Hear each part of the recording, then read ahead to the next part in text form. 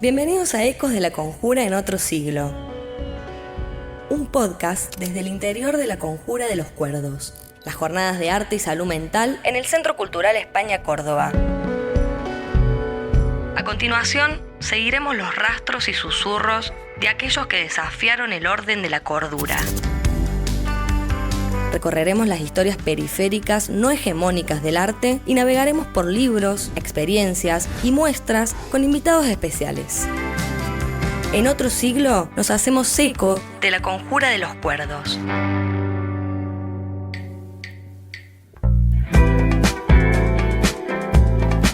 Sean ustedes bienvenidos y bienvenidas a Ecos de la Conjura en otro siglo. Este podcast forma parte de la Conjura de los Cuerdos, el ciclo de arte y salud mental en el marco del Día Internacional de la Salud Mental. Esta producción está sujeta a un tiempo y a un lugar específico, pero lo que vamos a recorrer a lo largo de este episodio toma una dimensión atemporal y trascendental.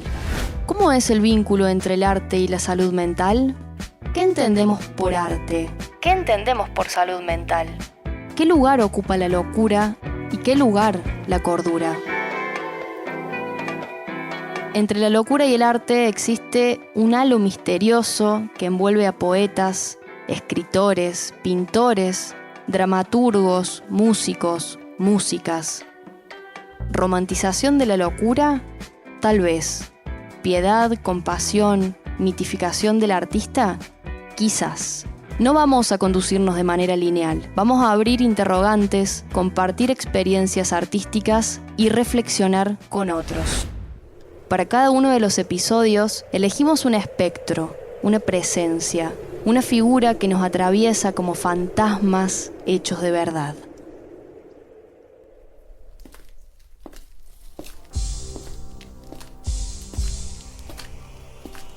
En Ecos de la Conjura, seguimos el rastro de Jorge Bonino.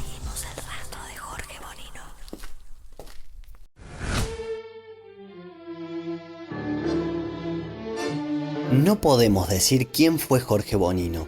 Solo podemos decir que el arte de Jorge Bonino dio lugar a varias cosas. Dio lugar a la novela, al ensayo, al testimonio de quienes fueron público, amigos y de quienes se ubican como discípulos. La realidad es que Bonino se recibió de arquitecto en 1964 y trabajó como ayudante de cátedra hasta el golpe militar de 1966.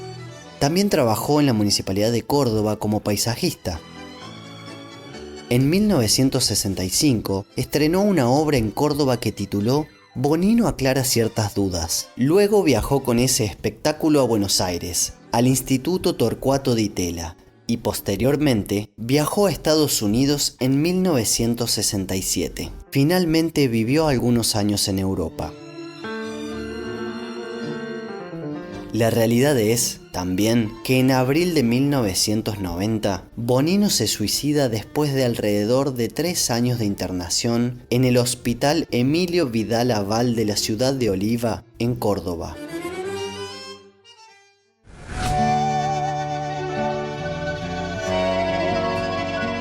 Comencé en la creación por medio del dibujo.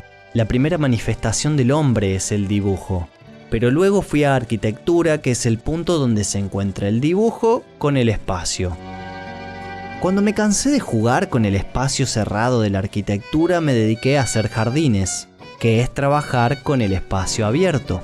Fue ahí cuando se me ocurrió hacer teatro, ya que me di cuenta que en él existe el más puro de los espacios, el espacio de las ideas. Aclara ciertas dudas. Entrevistas a Jorge Bonino. Voces que resuenan en el presente. En Ecos de la Conjura conversamos con Tomás Alzogaray Vanela.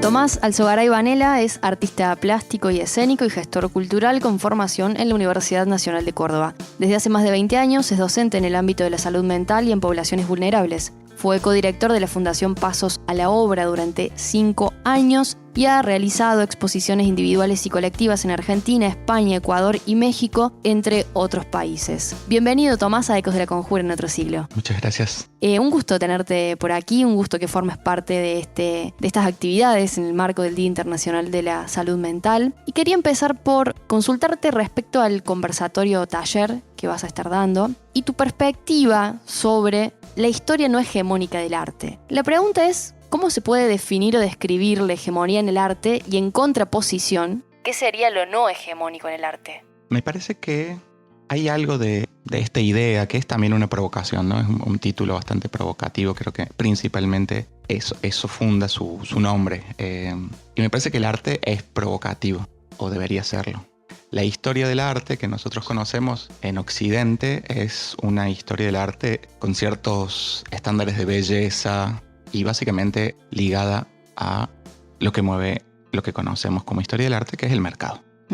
O sea, nosotros no conocemos a muchos artistas, conocemos a los artistas que han trascendido en el mercado, principalmente. Probablemente después sí, no, pero digamos, no hubiésemos conocido a Van Gogh si Van Gogh no hubiese sido una de las pinturas más caras vendidas en la historia o hasta ese momento, o cada vez que se vuelve a vender el Girasoles en Florero, no recuerdo cómo se llama esa obra, que seguramente todos conocemos. Y probablemente conocemos y pensamos de alguna manera la historia de la salud mental con ejemplos como el de Van Gogh, ¿no? Pero bueno, eso está, a mi modo de ver, ligado directamente al mercado. No a la expresión. No al artista en sí. Claro, Vincent era un tipo que pintó, dibujó, o sea, toda la creación que conocemos de él, solo fueron 8 años de su vida. En apenas 8 años, él desarrolló todo eso que nosotros conocemos, vimos y, bueno, nos conmueve, qué sé yo. Yo tuve la suerte de ir a los países hegemónicos, a ir a Francia y ver en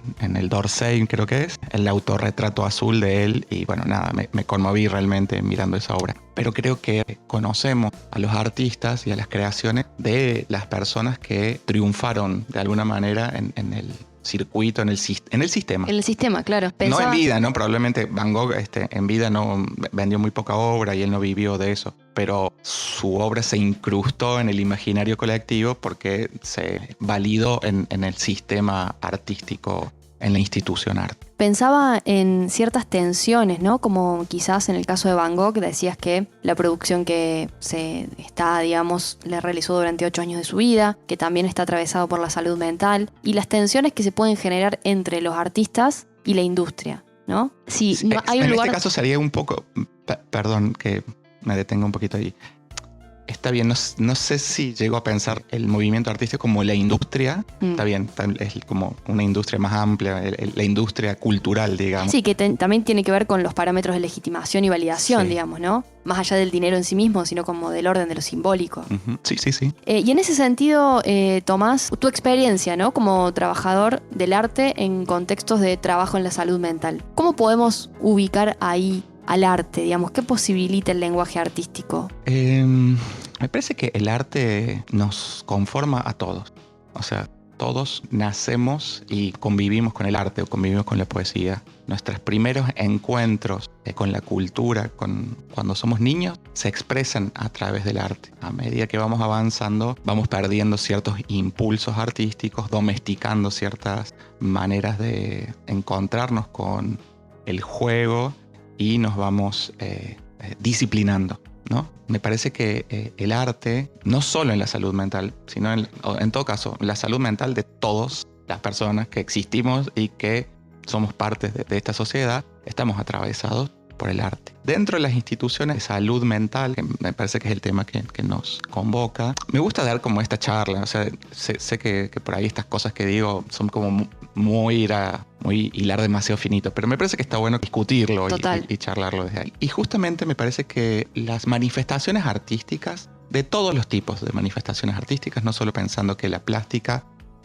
que es mi especialidad, digamos, tanto en lo teatral como en lo plástico, es donde yo más experiencia tengo, pero creo que cualquier manifestación artística ayuda, nos hace bien, nos es indispensable para estar bien. O sea, no sé si era de Buffet, justo que he estado estudiando para esta charla, y que fue uno de los creadores de la noción o de la categoría del art brut, hablaba, bueno, sin el dinero nos morimos de hambre, sin el arte nos aburrimos. Y creo que de alguna manera, como seres humanos, necesitamos permanentemente estar descubriendo cosas, preguntarnos cosas, manifestarnos. Y yo trabajo en particular mucho con niños, adolescentes, pero digamos en el ámbito de la salud mental, no sé bien cuál sería la mejor manera de nombrarlos, lo voy a decir así, tal vez esté equivocada el modo para algunas personas, para algún oyente o oyenta, que es como con severos trastornos, ¿no? Uh-huh. Con personas que les cuesta convivir si no están mediados por alguien, porque necesitan ese respaldo para poder cohabitar con otras personas. Entonces, yo creo profundamente que a las personas que no tienen la posibilidad de acceder y comunicar con la palabra, y muchos de estos espacios están mediados por especialistas que creen que la palabra es el centro de las maneras de comunicación. Bueno, yo creo que hay otras maneras de comunicación, igual o más importantes. De hecho, primero está el grafo, ¿no? Antes que la palabra. Y creo que el arte entonces es un gran espacio para poder expresar, manifestarse, expresar y de alguna manera ser también, ¿no? Como un modo de contención también, ¿no? Pienso en este acto de la expresión a través de, en tu caso, la plástica y lo que le ofreces a las personas con las que trabajas. Imagino una red de contención a través de lo no hegemónico que puede llegar a ser la palabra como un medio posible de expresión. Sí, pero no solo como contención, o sea, sí, y la expresión misma, ¿no? O sea, porque no es solo, digamos, mi modo de abordar el arte en estos espacios dista un poco de la mirada de el arte como espacio de reparación. A mí me parece más importante el arte como el arte, sin necesariamente estar ahí conteniendo que esas expresiones no sean demasiado X o D, sino que todo lo contrario, que el espacio artístico tenga la libertad que el arte debe tener en un espacio artístico, porque si no también termina siendo como estos espacios edulcorados, uh-huh. Donde aspiramos otra vez a esa idea de belleza y ver expresiones que nos tranquilizan, pero a nosotros nos tranquilizan. Y bueno, justamente a mí lo que más me inquieta y lo que más me interesa son esas expresiones que no me tranquilizan. De fuga, ¿no? Esos son los lugares donde yo también me encuentro y digo, bueno, yo quiero seguir trabajando aquí con esta gente porque lo que aquí sucede está buenísimo y no lo ves en ningún otro lado. Bueno, lo que decíamos al comienzo de la charla, lo que decías, ¿no? La idea de provocar, de incomodar. Me parece que tu planteo va en esa línea también. Claro, sí. También uno se ve provocado por ahí, justamente las expresiones de estas poblaciones. No sé si necesariamente nos están provocando. Están expresándose. Lo que pasa es que son expresiones diferentes y bueno, al tener lugar, y nosotros estamos tan acostumbrados a los feeds, que todo está tan acomodado, iluminado, ¿no? Como un TikTok ahí que tiene que tener X cantidad de tiempo y tamaño y bla, bla, bla. Justamente estos espacios, el tiempo y el espacio y la superficie es otra, es fundamental. O sea, no nos sirve, a mi modo de ver, para Instagram. O sea, porque hay materia y la materia hace parte de esa expresión y perdemos la posibilidad de acercarnos a esas expresiones, a esas obras, llamémosle obras, porque no están pensadas para los algoritmos, según mi modo de ver, ¿no? Tomás, ¿crees que hay una especie de romantización entre el vínculo del arte y la locura, entre comillas? Sí, claro. Lo que pasa es que romantizamos... justo estaba viendo en estas lecturas o miradas que he estado viendo, un artista que ahora ya no me acuerdo el nombre, le iba a cambiar el nombre y es otro, no lo recordaré, lamento, pero bueno, si lo googlean seguro lo van a encontrar, que uno de los artistas que traje para mostrar es alguien que se vuelve a ser conocido porque Kurt Cobain usa una remera... Daniel Johnston. Hoy lo vamos a presentar acá. Bien, bueno, mira. Sí, vamos a presentar su historia. Ahí está. Bueno, y justamente él... ¿cómo era tu pregunta? ¿Por qué llegué aquí? No, si crees que hay una romantización entre el vínculo entre locura y arte. Bueno, y ahí tenés, ¿no? Uno guapo, de ojos celestes, infinitamente talentoso, que también, digamos, roto, y que pone... En primer plano a otro loco, ¿no? Uh-huh. Que no tenía las características de belleza que Kurt Cobain tenía. Y creo que es un buen ejemplo como para hablar de esa romantización, como lo que hablábamos hace un ratito de Vincent Van Gogh. Hay algo que anhelamos, yo por lo menos me sitúo como artista, pero yo creo que cualquier persona sensible tiene algo de eso, porque la locura libera. O sea, así como puede destruir, justamente la historia de Daniel es bastante... trágica, pero su locura era tremendamente creativa, ¿no? La creatividad requiere de un poco de locura. Y los artistas, de alguna manera, queremos acercarnos a eso, no sé, lo podemos llamar primitivo, lo que de Buffet hablaba como del arte en bruto, no de los brutos, sino en bruto, de lo que no está tamizado por las instituciones. Y hay algo de esa búsqueda o de ese encuentro, de querer acercarnos a algo de esa locura. Lo que pasa es que, uno que trabaja tanto tiempo, tantos años en estos espacios, sabe que también estos casos de locura tienen también muchas complejidades, que yo no sé si son malas, digamos, son complejidades. Y todos, yo no tengo amigos que no estén un poco locos, digamos, que sean honestos, ¿viste? Porque todos atravesamos la locura. Y la diferencia de las personas que están en una institución y las que no, es que podemos contener eso y enmarcarlo en un momento. Claro, hay algo de los padecimientos también, ¿no? Digo, como hasta qué punto uno padece, hasta qué punto lo transita de un modo más amable, a diferencia de esto que vos decías, ¿no? De personas que están en una situación, en un contexto poco feliz, ¿no? Sí, como podría ser la Casa Rosada, por ejemplo. Como podría ser la Casa Rosada en estos precisos momentos. Bueno, Tomás, quisiera también que conversemos un poquito sobre Jorge Bonino, que hoy, además de Daniel Johnston, es el otro protagonista de este podcast. Un personaje irrastreable, un personaje sin brújula, un personaje totalmente fuera de los algoritmos, ¿no? En el más amplio sentido de la palabra, sin código, digo, sin esa posibilidad de rastrearlo. ¿Qué reflexión te merece la obra, la trayectoria y, por qué no, el mito de Jorge Bonino? Sí, me parece voy al mito, porque de su obra conozco poco, digamos, lo que sé, creo que es un poco lo que muchos saben, que son gente que estuvo allí. Mi mamá dice que alguna vez estuvo en alguna exposición que sucedía en el Carafa y que él agarraba y empezaba a hacer como de guía y empezaba a contar su historia sobre eso. O sea, que creo que tenía esa... Parece ser que todo es hipotético, que era un tipo que tenía la capacidad de... Creo que sin duda tenía lo que en México dicen ángel, ¿no? O sea, era un tipo que imantaba, que irradiaba algo que otras... Un campo magnético. Que otros no lo hacían. Un tipo que le pertenecía a la clase media ilustrada. También por eso seguramente lo conocemos, porque si no, no hubiese llegado el Di Tella, no lo hubiese conocido Marta Minujín. Bueno, todas esas cosas que nos posibilita ser blancos y tener accesos a las puertas del sistema, digamos. A lugares de privilegio. Sí. Y me parece que... Algo de lo que me llama mucho la atención de su trabajo, de lo que dicen que hacía, era como esa lengua negra, o como que él había construido un sistema de un lenguaje. Hay algo como de ese lenguaje que él había construido, pero que tenía un sistema, ¿no? Había un sistema que no era totalmente aleatorio, sino que fue construyendo con los años un sistema en donde creo que para los que conocemos la palabra, él nos hacía participar y nos marginaba. Me parece que tenía como ese don, o por lo menos en las cosas que yo he escuchado, esa es una de las cosas que más me llama la atención. Como haber construido con un lenguaje oral, un lenguaje nuevo, diferente, provocador, evidentemente. Y bueno, sí, este magnetismo del que vos hablas y de que todos los relatos hablan de eso. Su obra, pienso en su obra y también pienso en otro artista que me parece que también está vinculado, sobre todo su trágico final, es Vicente Luis. Sí, claro. Como, no sé si estás al tanto, creo que sí, seguramente, de cómo muere Bonino. ¿Sí? Es terrible, o sea, se cae un pozo. Se cae un pozo, en Oliva. En Oliva, y no llega nadie a acudir, se muere, no sé si desangrado, pero digo, con un golpe en la cabeza, esperando horas y horas. Eso es la locura. En esta sociedad están desamparados. O sea, gente que está al margen del margen del margen. Hasta la gente que está en las cárceles, que está marginada, todavía tienen una situación de derecho.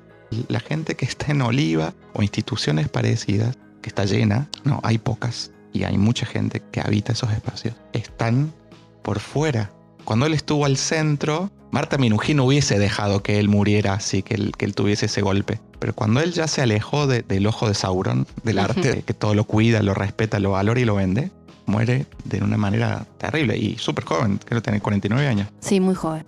Perdón, porque cierro con algo que había abierto yo, que tiene que ver con la muerte de Vicente Luis, que también tiene un trágico final, que él decide, ¿no? Él decide, incluso hay como algo de épica y me parece tremendamente atrevida la forma en la que decide irse. Sí, no, es tremendo, es eso. tuve la suerte de haberlo visto un par de veces y era un personaje también, Vicente Luis, increíble, ¿no? Pude acercarme a Vicente Luis, no en persona, no éramos amigos, ni mucho menos, pero digo, su obra, su contundencia, leí sus poesías cuando él estaba escribiendo y editando, ¿no? O sea, me parece un artista fundamental. Por último, Tomás, ¿qué hay de la presentación del libro Periférica? Es una presentación que a mí me tiene bastante entusiasmado. Fue un proyecto que llevamos a cabo aquí, en el Centro Cultural España, hace 2 años, junto a Ramiro Chávez, que es un cordobés mexicano, fotógrafo, amigo y artista. Hicimos hace 2 años un proyecto que se llamó Periférica, que era el encuentro en un espacio artístico que desarrollamos aquí con la población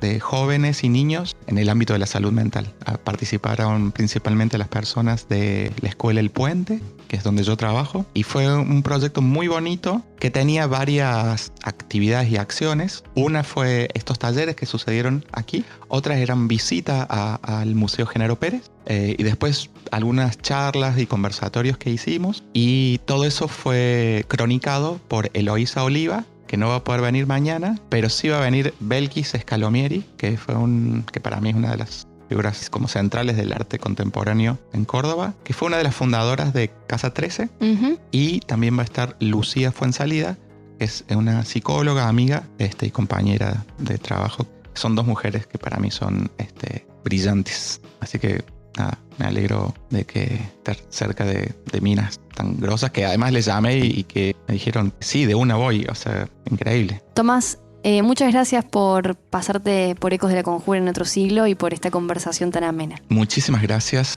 me siento muy honrado de que me hayan invitado a participar, así que les agradezco a ustedes, Diego, y a vos, Cami, por este espacio, y la verdad que, bueno, no sé, creo que me fui un poco al carajo con las respuestas, pero era linda la situación de charla.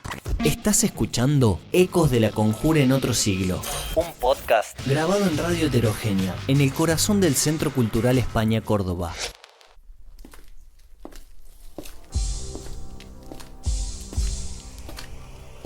Seguimos el rastro de Jorge Bonino.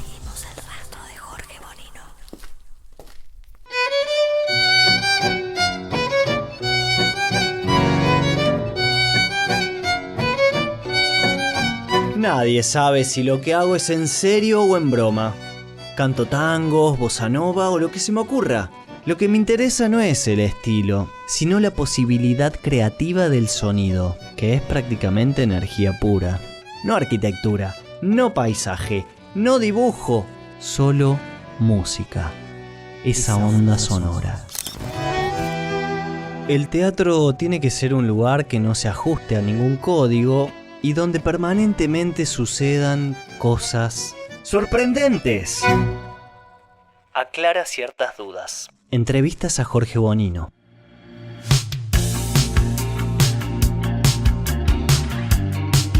En el año 2020, el cordobés Martín Sapia estrena Un cuerpo estalló en 1000 pedazos, una pieza audiovisual que se parece en partes iguales a un poema y a un cuadro en movimiento. Un intento por reconstruir una vida fuera de la ley, una vida fuera de las convenciones. Un cuerpo estalló en 1000 pedazos está disponible en la plataforma de cine nacional Cinear. Reza la sinopsis. Un personaje que no deja rastros ni mapas donde rastrearlos. El archivo no da cuenta de él. Un espectro que se construye a través de relatos sobre una vida posible. Un espectro que se construye a través de relatos sobre una vida posible. Llevaba muchos años buscándolo el día que lo encontré. Fue en el Rosedal de Córdoba. Me acerqué, pero no me reconoció. Me miró y siguió caminando. Poco tiempo después me enteré de su muerte, el día 17 de abril de 1990, en la colonia Hospital Emilio Vidal Aval, de Oliva. Dicen que una noche Marilú Marini llega a Córdoba para mostrar un espectáculo que presentaba en el Instituto Di Tella. Georges Perec menciona a Bonino en su libro Je me souviens, me acuerdo. Bonino quiere viajar, viaja o inventa que viaja. Bonino se va y la leyenda se agiganta. Dicen que no le gustaba estar solo y que tampoco podía quedarse quieto.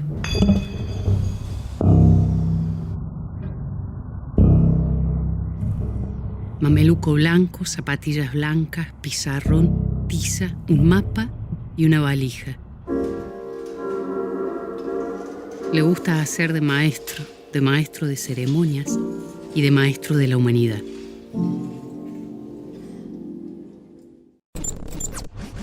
Hola, mi nombre es Martín Sapia, soy el director de Un cuerpo estalló en 1000 pedazos. En un primer momento llegué a Bonino por una casualidad al encontrarme un libro donde se editaban algunos textos que hablaban de él. Yo conocía a Bonino por el mito, por lo que se hablaba en Córdoba, por la gente de teatro, pero cuando leí este libro editado por Caballo Negro, me sorprendió mucho el personaje y comencé a indagar sobre él. Y cuando quise indagar sobre él me di cuenta de que todo lo que se hablaba sobre él eran decires, eran historias que personas habían escuchado sobre otras personas. En internet no había nada, en las bibliotecas no había nada. Entonces, esta falta de información, esta historia de encontrarme con un fantasma casi, me impulsó a seguir investigando. Esta investigación se fue profundizando en la medida que fui conociendo gente que había visto sus obras. Esa gente me hablaba de amigos que lo habían conocido a él, que habían sido amigos de Bonino. Y poco a poco llegué a hablar con 50 personas. Estas entrevistas me dieron mucha información y en todas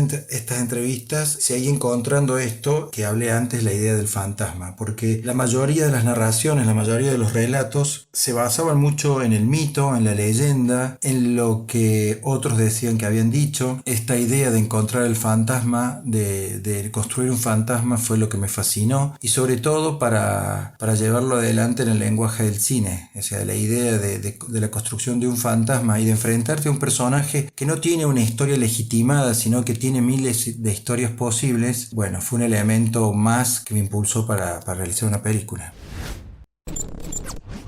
La primera reflexión que se me ocurre, me parece que la relación entre salud mental y arte está un poco mitificado, en el sentido que la locura no es un lugar, por ejemplo, donde las personas la pasen bien, no es un lugar de goce, sino más bien en muchos casos es un lugar de sufrimiento. Sí me encontré que en Bonino, por ejemplo, era muy difícil y casi da la sensación que Bonino puede ser la personificación de ese artista donde es muy difícil separar vida y obra. Su problema de salud mental, de alguna manera, por lo que investigué, por lo que me contaron, inferí que vienen de ahí, de esa imposibilidad de dejar de estar en acto. Bonino, de alguna manera, era una persona que estaba en acto permanentemente, de que su vida era una permanente performance y no podía salir de ahí. Y sobre todo creo que pasó algo que también a él lo terminó de quebrar, que fue cuando su trabajo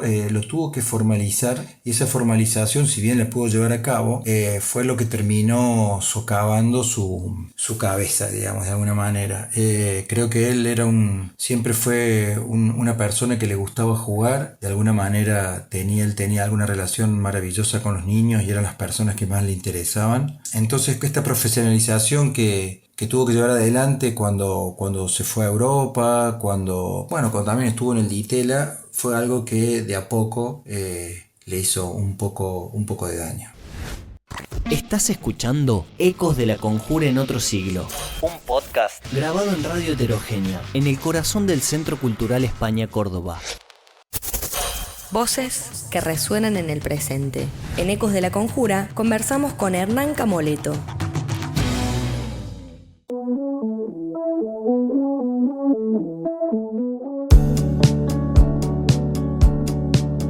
Hernán Camoleto es de Rosario, nació en el año 1976, es docente y artista visual. Desde el 2007 coordina WOW, espacio de escrituras en la colonia psiquiátrica de Oliveros de Santa Fe, que se funda en dos premisas: la producción y la circulación de materiales escritos. De esta manera, se acompañan procesos de trabajos de escritores, usuarios del hospital y de la comunidad en general. Bienvenido, Hernán, ¿cómo estás? Muy bien, bueno, muchas gracias Camila, Diego que está en los controles, a Matías La Pesata que me convocó para esta hermosa experiencia. Saludo para quienes escuchan. ¿Qué es wow? Wow, es eso. Wow. Sí, es una exclamación, es un espacio de encuentro, es un espacio de intercambio, es un espacio de producción a partir del deseo de escribir, del deseo de contar, del deseo de hablar, sabiendo que todo eso que suceda va a terminar circulando y va a terminar compartiéndose, va a tener una salida más allá de lo que suceda dentro del encuadre de trabajo en el taller del hospital. Cuando yo ingresé, venía siendo desde fines de los 90 un taller de escritura sin nombre. Sí tenía nombre la editorial, era como una editorial que era la impresora básicamente, la editorial que se llamaba Pato Marrueco. Y cuando ingresé me pareció importante como ponerle un nombre a ese espacio y que fuera un nombre acordado con quienes fueran a transitar ese lugar. Así que nos reunimos y en una suerte de plenaria, de encuentro general ahí en el hospital, en el espacio que en ese momento albergaba los talleres, pusimos a buscar nombres y bueno, en la colonia Oliveros los usuarios suelen tener sus mascotas. No hay gatos, en general son perros, con los cuales llegaban al espacio de escritura. Eran parte del espacio y muchas veces eran los destinatarios de los textos y eran personajes también de las ficciones que armamos. Son parte de las ficciones que armamos. Pero también en la colonia había un gran problema que eran los perros medio salvajes que atacaban cada tanto a trabajadores y usuarios. Entonces muchas veces también los escritores llegaban con palos para amedrentar a los perros que podían llegar a atacarles. Y también, bueno, ¿no? Esa tercera posibilidad que es la sorpresa. Así que bueno, entre la sorpresa, la trama con compañeros no humanos y el riesgo de esos perros que atacan, surgió el nombre del espacio. Parece que condensaba muy bien muchos objetivos, por lo menos, que yo tenía por delante. Hernán, ¿cómo se sostiene esa dinámica? Digo, ¿de qué manera vos posibilitás ese espacio creativo en un contexto complejo como es una colonia de salud mental? Bueno, la posibilidad es bidireccional. El taller no es obligatorio. La gente que llega al taller se queda por el tiempo que desea hacerlo. Hay diferentes modalidades. Hay escritores con quienes trabajo individualmente. Hay otros que prefieren lo colectivo. Y son ellos también quienes me posibilitan a mí desarrollar el espacio y también probar ciertas hipótesis y probar ciertas ideas que van surgiendo a partir de escucharles. Entonces es, bueno, de mi parte, y teniendo en cuenta que es un trabajo cultural el que hago dentro del hospital, pero también teniendo en cuenta fundamentalmente que tiene efectos clínicos, lo más fuerte es plantear un encuadre de trabajo, invitarles a participar de ese espacio con ciertas líneas compartidas y armadas entre todos. El tema del cigarrillo es fuerte ahí, por ejemplo. ¿Hay una oda al cigarrillo? Cuando a las personas se les saca todo, queda el tiempo vacío. Y el tiempo vacío se llena con lo que se puede. Entonces, una de las fuerzas motoras, digamos, de WOW es la posibilidad de abrirse 2 veces por semana, a llenar el tiempo y a disfrutar ese tiempo. Y que sea un tiempo compartido, que sea un tiempo de deseos compartidos y que sea un tiempo también de producción, ¿no? Pensando en la producción no tanto en relación a como en un taller a mí se me representa, no tanto en relación a recursos y estrategias de escritura solamente, sino producción como resto simbólico, subjetivante. Y vital, me imagino. Totalmente, en ese sentido. Entonces, desde ahí se arma. Desde ahí lo armamos al espacio, digamos. Yo soy el que abre con la llave, abro la puerta, llego y después, bueno, lo vamos armando en base a quienes estamos y con las ganas que tengamos ese día y con lo que querramos hacer y con los recursos. De repente estamos en el medio del campo, así que de repente hay señal de internet, de repente no. De pronto se corta la luz porque se cayó un cable, porque se cayó un árbol encima. Entonces, todo eso son condicionantes y a la vez son disparadores para lo que sucede. Bueno, vuelvo a lo que vos decías, la idea del riesgo y la sorpresa, ¿no? Aparentemente también es un espacio que está asignado por eso y por lo que contás lo utilizan para producir. Y la vida misma, ¿no? Es así, me parece. Porque también hay algo de eso, ¿no? Como, bueno, hay como un cristalino ajustado a las condiciones clínicas de esas personas, y me parece que todos, todes, todas y todos en la vida necesitamos cierto encuadre y manejarnos por deseo y alimentar de algún modo esa pulsión. Bueno, la escritura, por supuesto, tiene su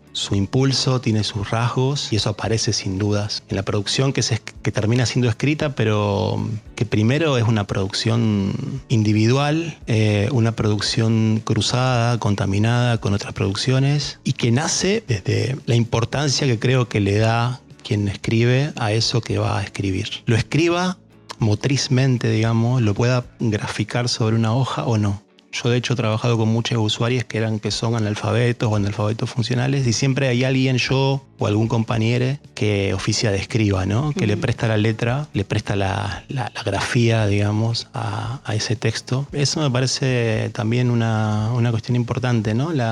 Que no haya a priori impedimentos impuestos porque es un taller de escritura. Me parece que toda expresión que termine en la voz, en la palabra, es una escritura cuando se entra a un espacio de escritura. Entonces, confiar en ese registro, confiar en esa donación también al espacio y a los compañeros para poder pensarse como escritor, como productor, me parece que eso es fundamental.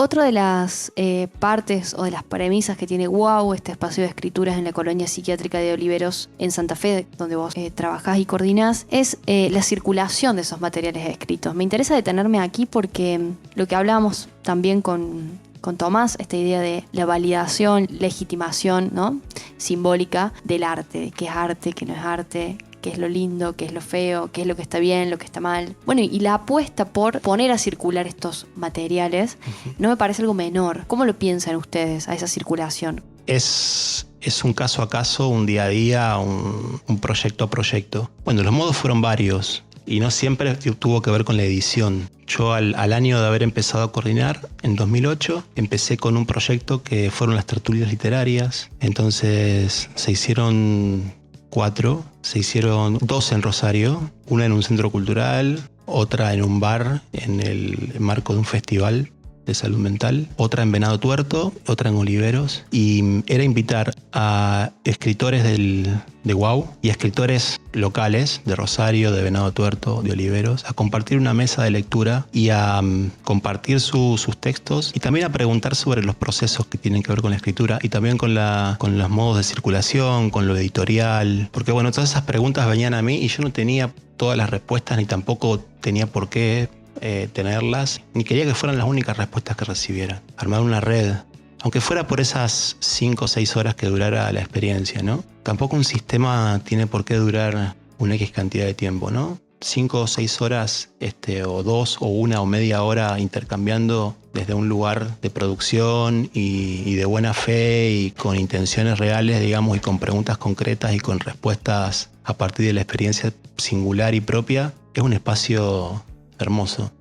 Y bueno, eso fue registrado en video siempre y después fue desgrabado, y a partir de las 2 primeras tertulias, la primera que se hizo en el Centro Cultural en Rosario y la segunda que se hizo en Venado Tuerto, con el apoyo de la Dirección Provincial de Salud Mental y del Ministerio de Cultura de la provincia, editamos un libro hermoso que se llamó 24 escritores de tertulia, y 12 escritores eran de WOW, 12 externos, digamos, gente que fue convidada a participar de las tertulias. Y también ahí sumé a artistas plásticos a quienes les envié material más o menos vislumbrando que podían machear las escrituras con sus producciones. Entonces ahí también 25 contando quién hizo la tapa, 25 artistas que se cruzaron con esos textos que en ese libro conviven, no como ilustración de los textos, sino como producciones amigas, compañeras. Hernán, hablando de circulación, ¿qué hay de la muestra aquí en la ciudad de Córdoba, en el MUMU, en Rivera Indarte 55? Básicamente es una suerte de historia del taller balizada por las producciones y se articula en 3 momentos, en 3 tiempos, son 3 salas. La primera sala es una suerte de archivo donde hay unas vitrinas, unas mesas vitrinas donde se pueden ver, bueno, materiales diversos, propios y ajenos. Hay algunos libros, algunos textos, algunas investigaciones que han tomado a Wau como caso de estudio y bueno, también están exhibidas ahí. Es otro modo de circulación dentro de la academia en relación a los efectos clínicos y a esto del trabajo comunitario, el trabajo grupal, la formación de herramientas para que eso suceda y subsista. 17 años hasta ahora y sigue y continuando. La segunda sala es una sala de lectura-escucha, producciones de los escritores grabadas en las voces de gente aliada, amiga del taller. Y eso en contaminación con producción escrita,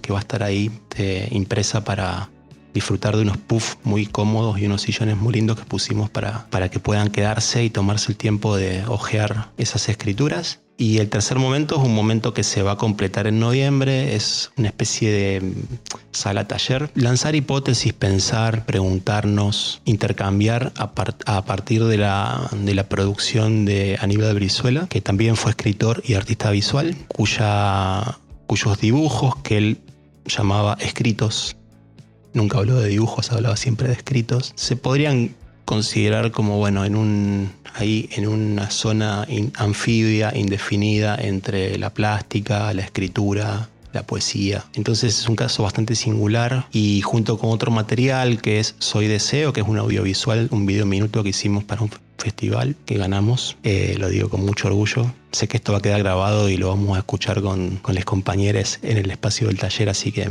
felicitaciones, compañeros. Bueno, también nos van a permitir abordar esa palabra, la palabra expandida, ¿no? No solamente la palabra escrita, sino la palabra que también puede tomar otros soportes y puede tomar otros ropajes. Lenguaje artístico, ¿no? En definitiva. Sí, comunicación, expresión, deseo que por algunas contingencias y especificidades podemos llamar escritura, ¿no? Con un amplio margen y para nada, creo yo, restringida, sino cada vez como desbordándose más. Y también pensar el desborde, pensando también en el espacio y en el contexto de producción que tienen estos escritores y estos textos, el desborde como algo vital, ¿no? Uh-huh. También, y como una posibilidad, una invitación a encontrarse en el desborde, a encontrarse desbordado, a encontrarse con quienes están desbordados también,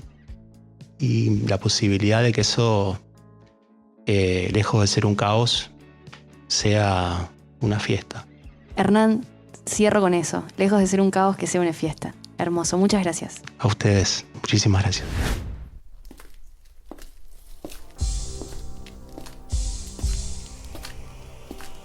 En Ecos de la Conjura, seguimos el rastro de Jorge Bonino.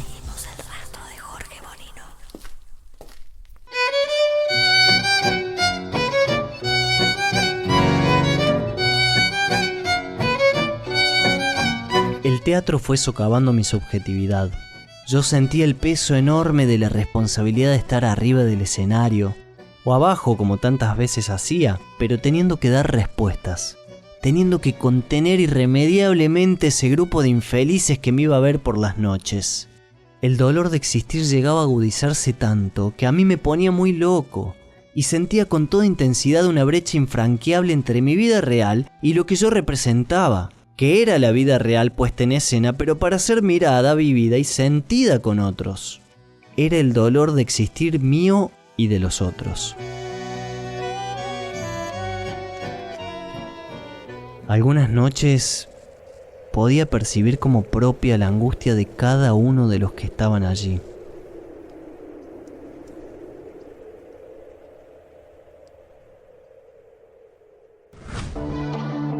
Esto fue Ecos de la Conjura en otro siglo, una parte de la Conjura de los Cuerdos. Jornadas de arte y salud mental en el Centro Cultural España Córdoba, coordinado por Matías Lapesata en el marco del Día Internacional de la Salud Mental.